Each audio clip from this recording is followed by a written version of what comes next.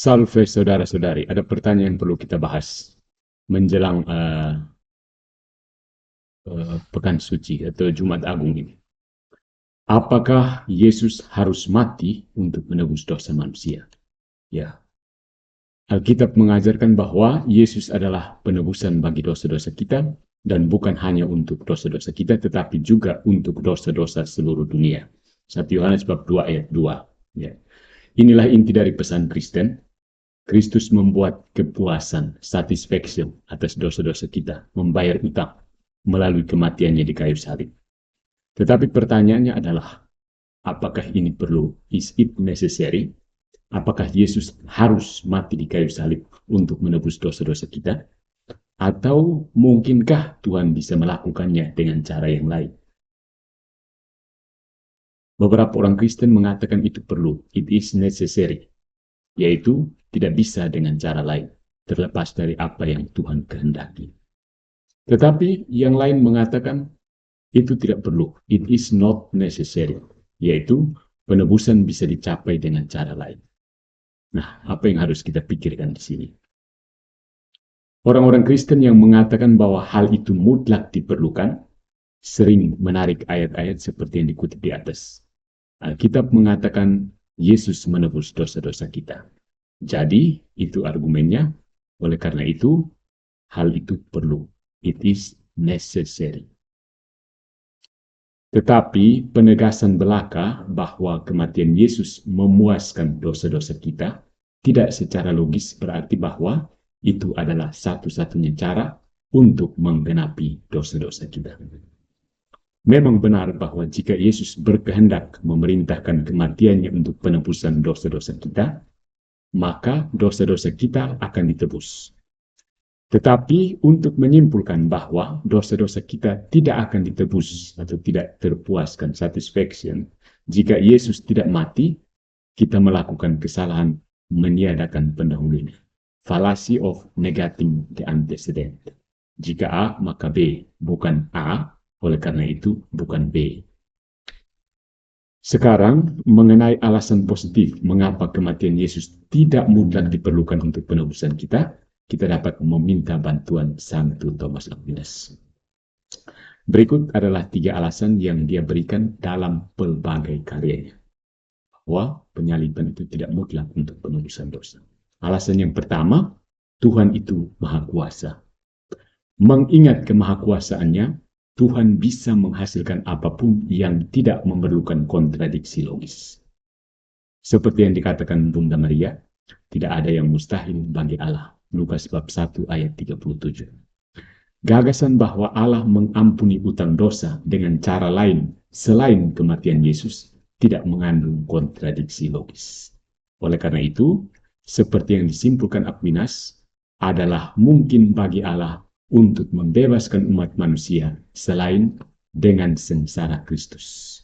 Tercatat dalam Summa Theologiae, buku ketiga, artikel 46 ayat 2. Alasan yang kedua, dosa pada akhirnya melawan Allah saja dan bukan yang lain. Orang mungkin berpikir Tuhan tidak bisa mengampuni dosa umat manusia tanpa kepuasan atau penderitaan yang dipaksakan, supaya dia tidak bertindak tidak adil. Seorang hakim misalnya tidak bisa dengan adil mengampuni kesalahan tanpa hukuman ketika kesalahan tersebut menimpa orang lain atau negara dan lain-lainnya. Tetapi seperti yang ditunjukkan oleh Aquinas, dosa memiliki formalitas kesalahan karena dosa dilakukan terhadap Allah sendiri. Summa Theologia buku ketiga 46 2 dan 3 2-3. Dengan kata lain, ini adalah pelanggaran pribadi terhadap Tuhan. Dan Daud menangkap ini dengan baik dalam Mazmur pertobatannya. Terhadap engkau, hanya terhadap engkaulah aku telah berdosa. Mazmur 51 ayat 6.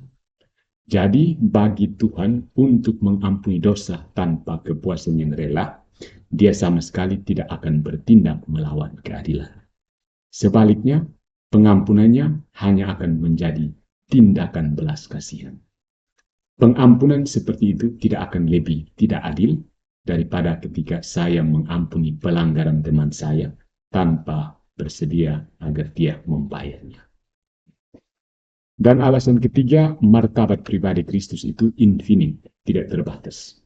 Dalam pertanyaan kedua dari quote Libet keduanya, Aquinas menarik martabat tidak terbatas dari pribadi Kristus sebagai alasan mengapa kematian Yesus tidak mutlak diperlukan. Mengingat bahwa Yesus adalah firman Allah, dan dengan demikian dia ilahi, setiap tindakan yang ia lakukan memiliki kekuatan yang tidak terbatas. Aquinas hanya berfokus pada tindakan penderitaan dalam teks ini. Tetapi prinsipnya berlaku untuk setiap tindakan yang Yesus lakukan. Dengan demikian, Yesus dapat memerintahkan tindakannya untuk penebusan umat manusia dan dengan demikian menyelesaikannya.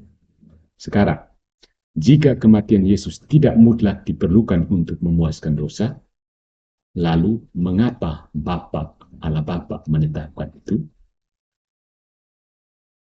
Ada 8 alasan mengapa Allah Bapa menetapkan peristiwa penyaliban sebagai pengampunan dosa. Pertama, pengorbanan dipahami oleh orang Yahudi dan semua manusia sebagai sesuatu yang membawa hubungan baik antara manusia dan yang ilahi. Kedua, pengorbanan sacrifice memiliki arti khusus bagi orang Yahudi, mengingat bahwa mereka dibebaskan dari perbudakan di Mesir melalui pengorbanan domba Paskah. Karena Yesus dinyatakan sebagai anak domba Paskah yang baru, 1 Korintus bab 5 ayat 7, lihat juga Yohanes bab 1 ayat 29, sudah sepatutnya Yesus dikorbankan. Alasan yang ketiga, kematian Yesus di kayu salib memanifestasikan kebenaran tertentu tentang Tuhan Allah. Hal ini memanifestasikan keadilan Allah karena kematian Yesus di kayu salib sebenarnya memuaskan dosa, membayar hutang yang tidak dapat dibayar oleh umat manusia. Summa Theologia, buku ketiga, artikel 46, ayat 1 ya. Tetapi kematian Yesus juga menyatakan belas kasihan Allah karena manusia dari dirinya sendiri tidak dapat memuaskan dosa semua orang manusia.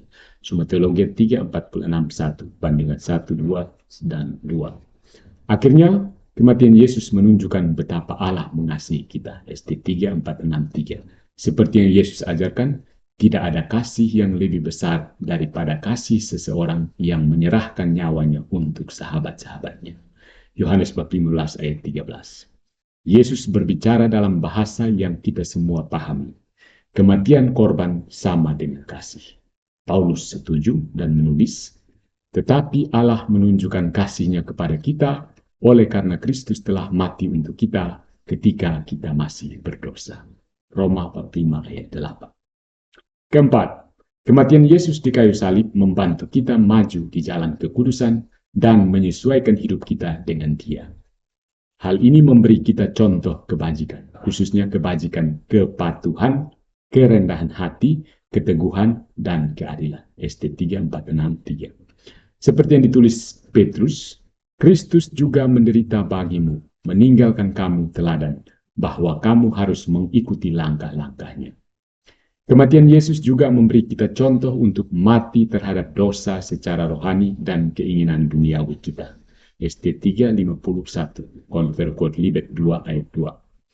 Karena Paulus mengajarkan kematian, dia mati untuk dosa. Demikian juga kamu harus menganggap dirimu mati bagi dosa. Roma bab 6 ayat 10. Akhirnya, keburukan kematian Yesus mengilhami kita untuk menahan diri dari dosa. ST 3:463. Kelima, kematian Yesus dengan tepat melawan taktik tempur iblis. Melalui dosa Adam yang disebabkan oleh godaan iblis, manusia mengalami kematian sebagai hukuman atas dosa. Kristus mengambil kematian untuk membebaskan kita dari kematian. ST 3:463-51. Yesus juga melawan iblis dengan kerendahan hatinya. Itu adalah kesombongan iblis yang mendorong dia untuk mencobai Adam, yang membawa tentang penebusan manusia. Yesus membalas kesombongan tersebut dengan kerendahan hati untuk menebus umat manusia. ST 3:463-3. Akhirnya Yesus menebus melalui keadilan, memuaskan dosa, untuk melawan serangan iblis yang tidak adil terhadap manusia. ST 3:463-3. Dan alasan keenam, Kematian Yesus menegaskan tiga kebenaran. Menegaskan kebenaran kebangkitan Yesus. Seperti yang ditulis Aquinas, bagaimana mungkin kemenangan Kristus atas kematian muncul kecuali kalau dia menanggungnya di hadapan manusia, dan dengan demikian membuktikan bahwa kematian dikalahkan oleh ketidakbusukan tubuhnya. ST 3463 ayat 2. Kebenaran kemanusiaan Yesus juga ditegaskan karena hantu tidak bisa menderita dan mati. ST 351. Akhirnya, hal ini menegaskan keburukan dosa. ST 3463. Alasan ketujuh, mengingat bahwa firman mengasumsikan bagi dirinya sendiri kodrat manusia dan menebus umat manusia melalui kodrat itu, kemanusiaan, martabat tertentu dianugerahkan kepada manusia dengan memasukkannya ke dalam rencana penyelenggaraan Bapa untuk menggulingkan setan. ST 3463. Dan kedelapan, sudah sepatutnya Yesus pantas mendapatkan kemuliaan peninggian melalui kerendahan hati. ST 3461. Yesus berkata tentang dirinya sendiri, bukankah Kristus perlu menderita hal-hal ini dan masuk ke dalam kemuliaannya? Lukas bab 24 ayat 26. Peninggian Kristus ada tiga, kebangkitannya, manifestasi keilahiannya, dan penghormatan yang ditunjukkan kepadanya oleh setiap makhluk. Filipi bab 2 ayat 8 sampai 10. 1 Yohanes bab 4 ayat 8 mengatakan bahwa Allah adalah kasih. Oleh karena itu, tidak mengherankan bahwa kematian Yesus di kayu salib yang merupakan ekspresi kasih Allah akan mengecualikan kebutuhan mutlak. Karena cinta adalah ekspresi kebebasan terbesar. Kebebasan Allah untuk melakukan sebaliknya sampai ke inti pesan Kristen. Allah mengasihi Anda semua. Selamat merayakan Jumat Agung. Good Friday. It is good.